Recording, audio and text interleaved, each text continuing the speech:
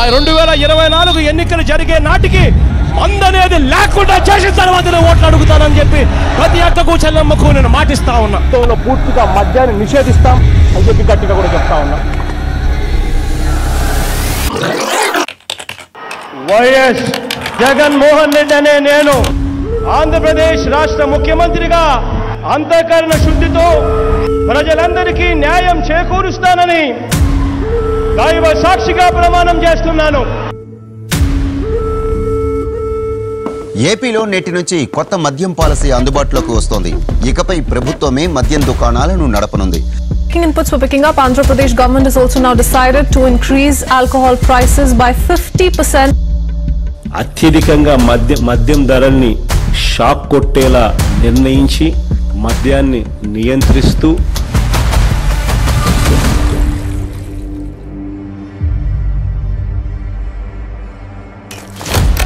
ముంబైని గడగడలాడించిన mafia డాన్లు Haji Mastan, Karim లాలా, దావూద్ ఇబ్రహీం ముఠాలు పారిశ్రామికవేత్తలను, వ్యాపారులను, ప్రముఖులను బెదిరించి సొమ్ములు దండుకునేవి.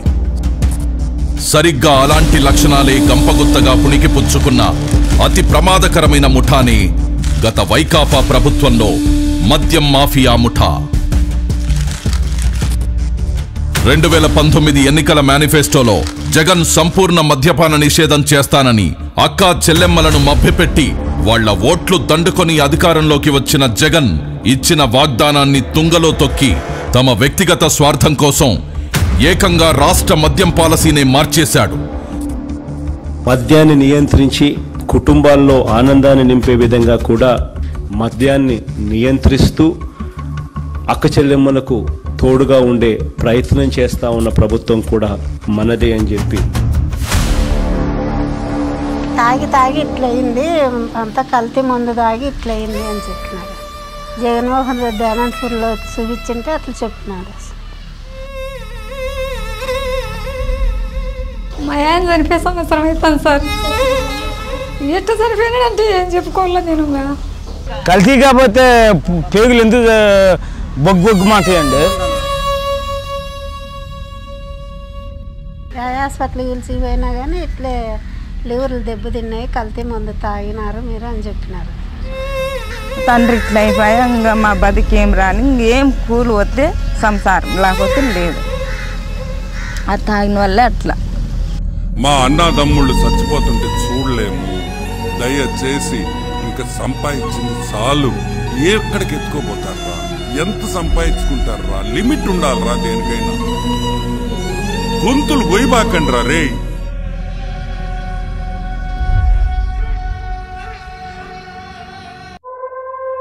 నీచమైన నాణ్యత లేని కల్తీ మద్యాన్ని జనానికి అమ్మి వాళ్ల ఆరోగ్యంతో చెలగాటమాడి వేల కోట్లు దోచుకున్నాడు. లిక్కర్ సప్లై విధానాన్ని గత వైకాపా పాలకులు తమ చేతుల్లోకి తీసుకున్నారు. ఉన్న లిక్కర్ ఫ్యాక్టరీలను భయపెట్టి బెదిరించి తమ ఆధీనంలోకి తీసుకున్నారు. వాళ్లే కల్తీ మద్యాన్ని తయారు చేసి హోల్సేల్, రీటైల్ దొంగ వ్యాపారం కూడా వాళ్లే చేశారు. ఎక్కడా లేని Andhra gold, president medal, 9 horses, jobs calendar, gold pearls, kings wales, special status, royal right అంటూ రకరకాల బ్రాండ్లు తీసుకొచ్చి విచ్చలవిడిగా అమ్మకాలు పెంచారు. జీవో నెంబర్ 128 తీసుకొచ్చి 60/90 మిల్లీలీటర్లకు దేశంలో తయారయ్యే ఫారెన్ లిక్కర్ 10 రూపాయలుంటే అధికారంలోకి రాగానే దాన్ని 20 చేశారు. 20 రూపాయల నుంచి 40 రూపాయలకు, 250 రూపాయలది 480 రూపాయలకు పెంచారు. ఆ మరుసటి రోజే మళ్లీ జీవో నెంబర్ 129 తెచ్చి అమాంతం మళ్ళా ఉన్న ధరలు పెంచేశారు. వాళ్లేం చేసినా నడిచిపోతుందనే నాజీ పోకడలతో ప్రవర్తించారు. రేటు పెంచితే సగటు ప్రజలు తాగరని వేదాలు వల్లించిన జగన్ రాష్ట్రంలో 72% మద్యం అమ్మకాలు పెంచేస్తూ కొత్త మద్యం పాలసీ ప్రవేశపెట్టాడు. 25,000 కోట్లు మా రెవెన్యూని స్టేట్కి ఇస్తాంటే అది ఎక్కడి నుంచి వచ్చింది? సంవత్సరానికి 25,000 కోట్లు, అంతకుముందు 17,000 కోట్లు ఉండేది, 25,000 కోట్లు. క్వాంటిటీస్ తగ్గాయి, రెవెన్యూ పెరిగిందంటే ఎక్కడి నుంచి వచ్చాయి? ప్రజల జీవితాలు గుల్ల చేస్తూ వాళ్ల జేబులు కొల్లగొట్టాడు. రాష్ట్ర ఆదాయం తగ్గినా సరే రాష్ట్ర ప్రజల ఆరోగ్యం ముఖ్యం, పేదల కోసం పాటుపడాలన్న ధ్యేయంతో పనిచేస్తున్న ప్రభుత్వం ఇది. నా తోటి ఫ్రెండ్సే 5 చదివారు. ఆంధ్ర గోల్డ్ అంట, 9 హార్స్ అంట, కుర్రం ముందంట, అన్ని డూప్లికేట్ ముందు తయారు చేసి దోపిడీ రాజ్యం అయిపోయింది. మొత్తం స్పిరిటే. ఆ ముందు అయినా ఒకటే, రసం తాగినా ఒకటే అన్నట్టు ఉంటుంది. నిశా ఏమి 15 నిమిషాలకి ఎక్కద్ది, 15 నిమిషాలు గందరగోళం చేసి మళ్ళీ కొనుక్కోవటం, మళ్ళీ లేచి మళ్ళీ ఇంకో కోటకు పోవటం. మా తాత కూడా చనిపోయారు తాగి. ఈ జగన్ ముందే ఇటు చేస్తున్నారు. 2 కోట్ల తాగిన తర్వాత ఏడ్చేసినాడు, ఏడ్తినం ఈ పచ్చిపోతలోకి వచ్చేస్తుంది. అటు తలకాయ పని చేయకాడి ఏడ్చేసిన పచ్చిపోతలోకి వచ్చి ఏడ్చేసిన అది ఒక రకంగా మెంటల్గా మాట్లాడే ఒక రకంగా వస్తామని. గత వైకాపా ప్రభుత్వం 5 ఏళ్ల పాటు అమ్మిన మద్యానికి ఎలాంటి డిజిటల్ చెల్లింపులను అనుమతించలేదు. కేవలం నగదు రూపంలో విక్రయించి 99,413 కోట్ల రూపాయల్ని తీసుకున్నారు. ఈ రోజుల్లో తోపుడు బండ్లవాడు కూడా ఆన్లైన్ పేమెంట్ తీసుకుంటుంటే ఏపీ లిక్కర్ షాపుల్లో ఆన్లైన్ పేమెంట్ అనేదే లేకుండా చేసి క్యాష్ అండ్ క్యారీ అన్నారు. అదేమని అడిగిన వాళ్ళని, వీళ్ళడిగిన వాళ్ళని బెదిరించారు. వినకపోతే అరెస్టులు చేశారు, కేసులు పెట్టారు.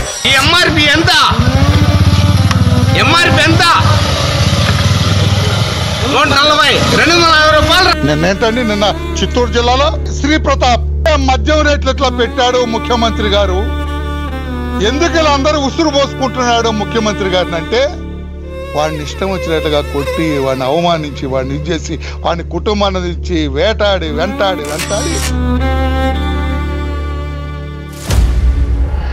2019లో జగన్ తన వైకాపా ప్రభుత్వం రాగానే 1000 కోట్లు ప్రజల నుంచి పిండుకోవాలని ప్లాన్ చేశారు. తమ పన్నాగాలన్నీ ఎలా అమలు చేయాలన్న అంశాలన్నీ ఎంపీ మిథున్ రెడ్డి రూపకల్పన చేశాడు. అతడే ఈ స్కామ్ కి మొత్తం రింగ్ మాస్టర్ గా వ్యవహరించాడు. అప్పటి బెవరేజెస్ కార్పొరేషన్ లో అసిస్టెంట్ కమిషనర్ గా ఉన్న సత్యప్రసాద్ ని ఈ కుట్రకి పావుగా వాడుకున్నారు. ముడుపుల దందాపై చర్చించేందుకు సత్యప్రసాద్ ని 2019 అక్టోబర్ 10న తమ నివాసానికి పిలిపించుకొని మద్యం సిండికేట్ కోసం తమకు అనుకూలంగా పనిచేయాలని ఆదేశించారు. ప్రతిఫలంగా ఆయనకు 2023లో IAS పదోన్నతి ఇస్తామని ఆశ చూపించారు. దానికి లొంగిపోయిన సత్యప్రసాద్ రెండో మీటింగ్ కి గాను 13/10/2019న డిస్టిలరీస్ నుంచి నెలసరి ముడుపులు ఎలా వసూలు చేయాలి అన్న అంశాలపై కీలక చర్చ జరిగింది. మద్యం అమ్మకాల బేస్ ధరపై కనీసం 12% కమిషన్ వసూలు చేయాలని ఎంపీ మిథున్ రెడ్డి ప్రతిపాదించాడు. తన ప్లాన్ పక్కాగా అమలు చేసేందుకు సత్యప్రసాద్, వాసుదేవరెడ్డిలకు కొన్ని మార్గదర్శకాలిచ్చారు. మద్యం అమ్మకాలకు సంబంధించి 2019కి ముందు టీడీపీ ప్రభుత్వం అమలు చేసిన ఆటోమేటిక్ విధానం తీసేయాలని, ఆ స్థానంలో మాన్యువల్ కంపెనీ విధానం తీసుకురావాలని సూచించారు. 2019వ సంవత్సరం రెండో అర్ధభాగంలో డిస్టిలరీల యాజమాన్యాలతో హైదరాబాద్ పార్క్ హయత్ హోటల్లో మద్యం కుంభకోణం రూపకర్తల్లో SPY డిస్టిలరీస్ పూర్వ డైరెక్టర్ అయిన సజ్జల శ్రీధర్ రెడ్డి ఈ సమావేశాన్ని ఏర్పాటు చేశారు. తమ ప్లాన్ కు సహకరించకపోతే మద్యం సరఫరా ఆర్డర్లు ఇవ్వబోమని బెదిరించారు. వ్యాపారం కోల్పోతామన్న భయంతో డిస్టిలరీల యజమానులు మద్యం కనీస ధరపై 12% చొప్పున ముడుపులు చెల్లించేందుకు అంగీకరించారు. కానీ లిక్కర్ సిండికేట్ దాన్ని కొన్ని రోజుల్లోనే 20% పెంచేసింది. వసూలు చేసిన ముడుపులు మొదట మద్యం పాలసీ మార్చడంలోనూ కీలక పాత్ర వహించిన రాజ్ కేసిరెడ్డి కందేవి. వాటిని అతని నుండి మిథున్ రెడ్డి, భారతీ సిమెంట్ డైరెక్టర్ జగన్ సతీమణి భారతి తరపున ఆర్థిక వ్యవహారాలు చూసే గోవిందప్ప బాలాజీకి అందజేసేవారు. వారా సొమ్మును చివరగా అప్పటి సీఎం జగన్ కందజేసేవారు. ప్రతి నెల సగటున 50 నుండి 60 కోట్ల ముడుపులు జగన్ కందేవి.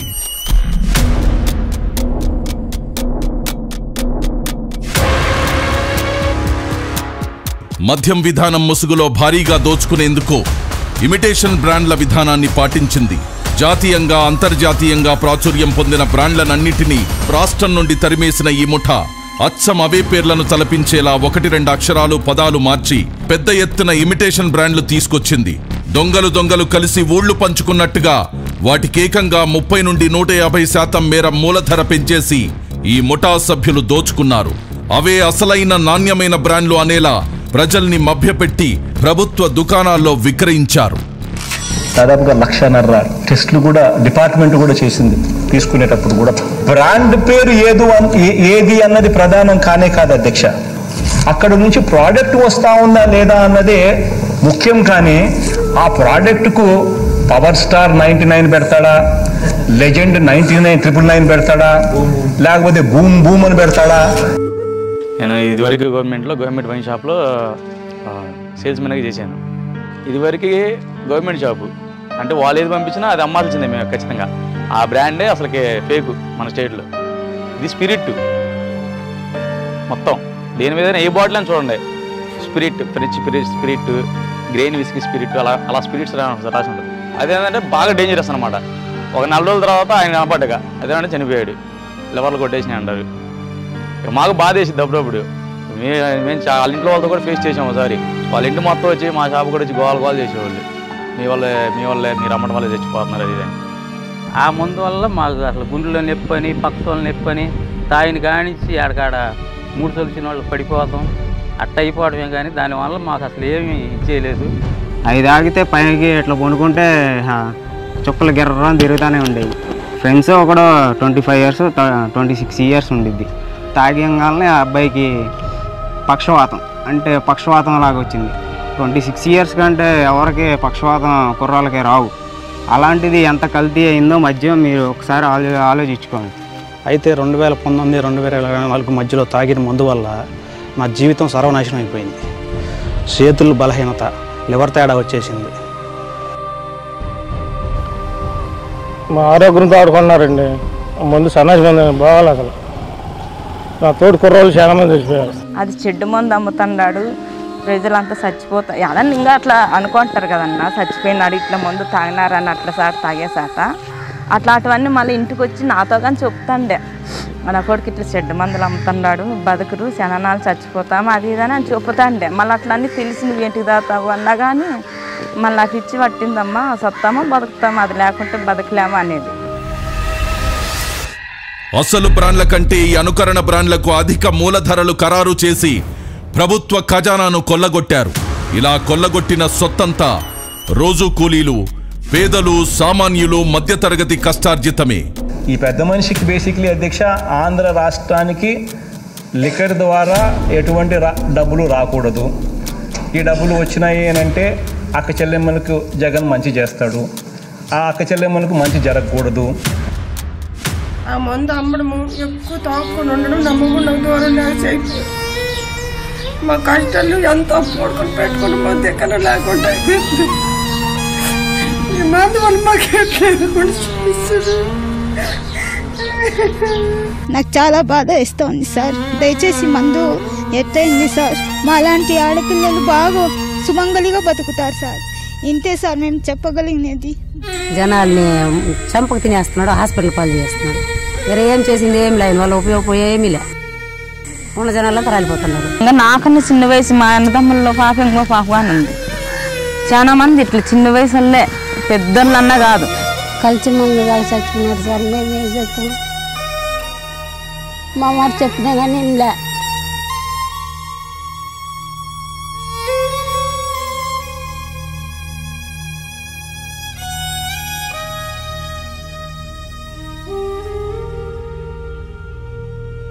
ఇక్కడెక్కడ ఒకడు చచ్చిపోయాడు, పార్క్లోనే బైపాస్ చచ్చిపోయాడు.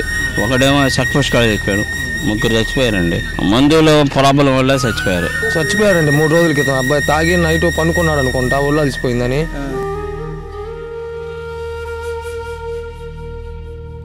నాసిరకం మద్యాన్ని ఏరులా పారించి ప్రజల ప్రాణాలను హరించడమే గాక ఆ దోపిడి డబ్బును దాచుకోవడానికి, డిస్టలరీల నుండి ముడుపులు దండుకోవడానికి బంగారాన్ని సాధనంగా చేసుకున్నారు. డిస్టలరీల మద్యం సరఫరాదారుల నుండి 400 నుండి 1000 కోట్ల విలువైన బంగారాన్ని ముడుపులుగా తీసుకున్నారని ఒక అంచనా. బంగారం వ్యాపారులకు కమిషన్లు చెల్లించి వారి ద్వారా ముడుపుల డబ్బును మద్యం మాఫియా ముఠాకి చేరవేశారు. చివరికి ఆ బంగారం డబ్బు అంతిమ లబ్ధిదారుడైన జగన్ ప్యాలెస్ కి చేరేవి. మద్యం కుంభకోణం నిందితులతో కలిసి రాజకీయ వ్యవస్థను నేరమయం చేశారు. మద్యం ముడుపుల సొమ్ముతో కొంత మొత్తాన్ని 200 నుండి 300 కోట్లను గత సార్వత్రిక ఎన్నికల్లో ఖర్చుల కోసం వైకాపా అభ్యర్థులకు పంపిణీ చేశారు. ఆ పార్టీ నేత జగన్ కు అత్యంత సన్నిహితుడైన చెవిరెడ్డి భాస్కర్ రెడ్డి ద్వారా ప్రకాశం, చిత్తూరు, నెల్లూరు జిల్లాల్లోని అభ్యర్థులకు ఈ డబ్బును చేరవేశారు. అలా మరికొంత సొమ్మును సీఎం జగన్ నిర్వహించిన సిద్ధం సభలకు ఖర్చు చేసేవారు. ముడుపుల విక్రయంలో కీలకంగా వ్యవహరించిన ప్రధాన నిందితుడైన రాజ్ కేసిరెడ్డి తన ఈడీ ఎంటర్టైన్మెంట్స్ పేరిట సినిమా నిర్మాణ సంస్థను నెలకొల్పి మద్యం కుంభకోణంలో కొల్లగొట్టిన నల్లధనాన్ని వైట్లోకి మార్చి ఆ డబ్బుతో హైదరాబాద్ శివారులో భారీగా భూములు కొన్నాడు.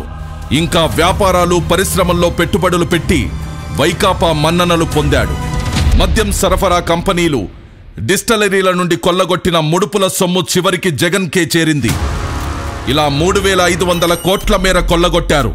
ఈ కొల్లగొట్టిన దోపిడి సొమ్ము మళ్లింపుకు మ్యూల్ ఖాతాలు అడ్డు పెట్టుకున్నారు.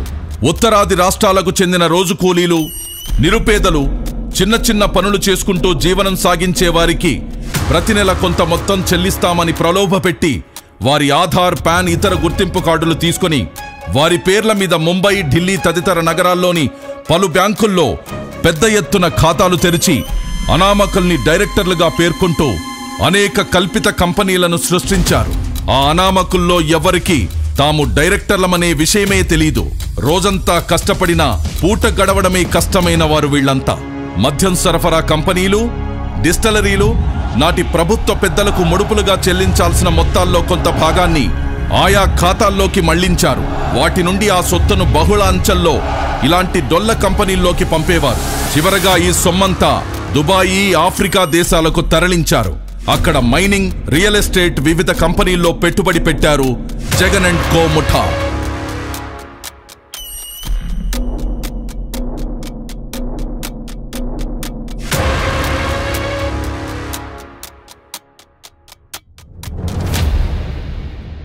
నరాలు నిర్వీర్యమై జనం వణికిపోని, కలుషితం తాగి కాలేయం కుళ్ళిపోని, మూత్రపిండాలు మలినమై కృంగిపోని, జవసత్వాలిడిగి కడకు మనిషే మట్టిలో కలిసిపోని. వాళ్లకేమక్కర్లేదు, జనమేమైపోయినా చింతలేదు. ఆ ముఠాకి ముడుపులు కావాలి, కమిషన్లతో సొంత ఖజానా నిండాలి, ప్యాలెస్లు కళకళలాడుతుండాలి. వాళ్ళు ఎవరు బయట తిరగడానికి అర్హులు కాదు. లక్షల కోట్లు మా నుంచి దోసుకొని లక్షల కోట్లు అప్పు చేసి ఎవరైతే స్కామ్ చేశారో వాళ్ళందరికీ శిక్ష పడాలి. మిగతా వాళ్ళ ఆ మందు వల్ల నష్టపోయిన వాళ్ళ జీవితాలు అందరికీ సుఖాలు, సంతోషాలు కలగాలని కోరుకుంటున్నానండి.